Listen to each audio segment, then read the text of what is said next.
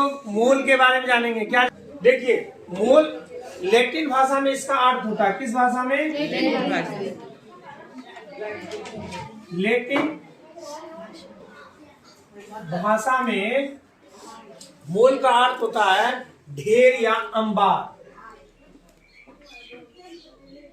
ढेर या अंबार होता है। मतलब मोल शब्द कहने से हो गया कि परमाणु का कोई ढेर होना चाहिए। बात समझ में आया? एक मोल जो है ना आपको 6.022 इंटू 10⁻23। अब इसमें आप परमाणु ले लीजिए, परमाणु ना, आप अणु ले लीजिए ना, या आयन ले लीजिए, को एक मोल कहते हैं ना, को एक मोल कहते हैं। आपको ये नंबर याद है तो बस इसी को एक मोल, इतना आप अगर कहे कि एक मोल परमाणु कितने होते हैं तो 6.022 इंटू 10⁻23 परमाणु को एक मोल परमाणु कहते हैं। बात समझ में आया? अब इस संख्या का नाम है एवोगाड्रो संख्या। इसको क्या कहते हैं? इसको कहते हैं एवोगाड्रो संख्या। एवोगाड्रो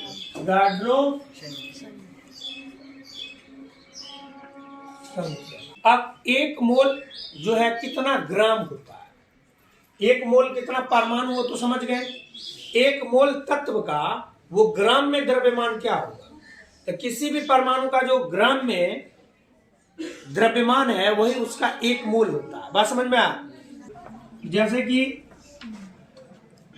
एक मोल एक मोल सोडियम का द्रव्यमान बराबर कितना होगा? 23 ग्राम हो जाएगा। जैसे एक मोल कैल्शियम का द्रव्यमान 40 ग्राम, एक मोल क्लोरीन का द्रव्यमान 35 ग्राम। जो उसका परमाणु द्रव्यमान है ना उसी को ग्राम में लिख दो, वही हो गया उसके एक मोल का। बात समझ में आ रहा है? अब बताइए, एक मोल क्लोरीन का द्रव्यमान कितना होगा? 35 ग्राम। समझ में आ रही है ना बात? एक मोल का किसी का भी पूछे तो उतना बोल दीजिए। जैसे कहेगा कि एक मोल ऑक्सीजन कितना हो जाएगा? 16 ग्राम हो जाएगा। ये हो गया आपको इनका परमाणु का। बात समझ में आ?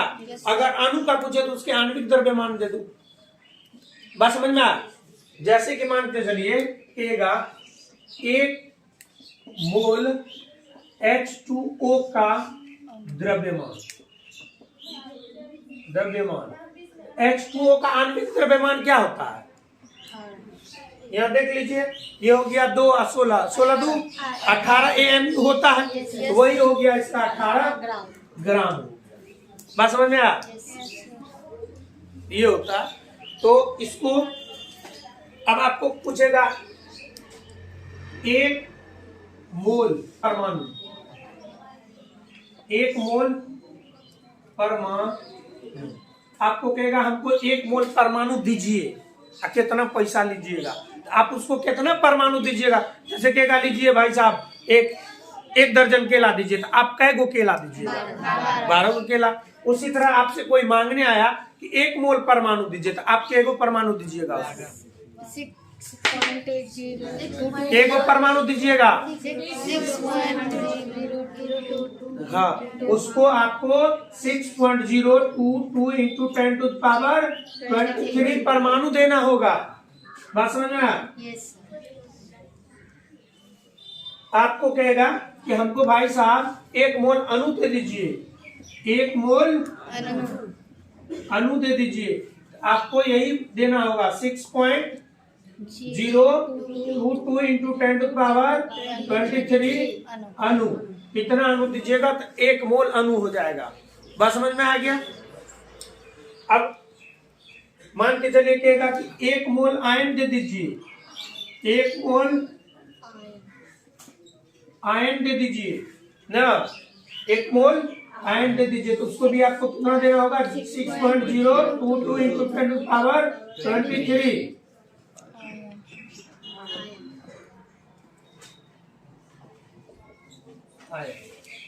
एक मोल कुछ भी मांगे तो उसको वही नंबर देना है। अब मान के चलिए आपको कुछ सवाल सब इस पर देता है, जैसे कहेगा 46 ग्राम सोडियम में कितना मोल है ना, तो मोल की संख्या निकालने के लिए बता देते हैं ना, मोलों की बराबर तत्व के मोल जितने ग्राम दिया है उतना को ऊपर में लिख दो और परमाणु द्रव्यमान से भागा दे। तत्व का ग्राम में द्रव्यमान बटे तत्व का परमाणु द्रव्यमान, जैसे इस पर 1-2 सवाल, तो मूल बराबर क्या हो जाएगा 46 लेंगे ऊपर में, बस समझ में आ 46 बटे सोडियम का परमाणु द्रव्यमान कितना होता है, कितना मोल हुआ 2। आपको यौगिक का भी मोल निकालना पड़ेगा। यौगिक के मोलों की संख्या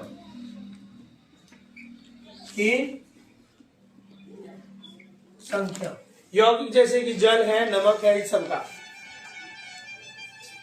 मोलों की संख्या बराबर क्या होता है यौगिक का ग्राम में द्रव्यमान। यौगिक का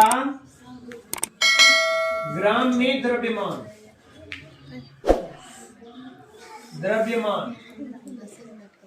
बटे यौगिक का आणविक द्रव्यमान।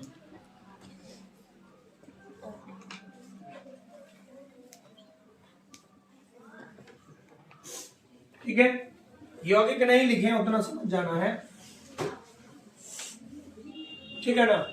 जैसे मान के चलिए कि कहेगा कि 36 ग्राम जल में कितने मोलों की संख्या है, 36 ग्राम जल में, तो जल का आणविक द्रव्यमान होता है 18।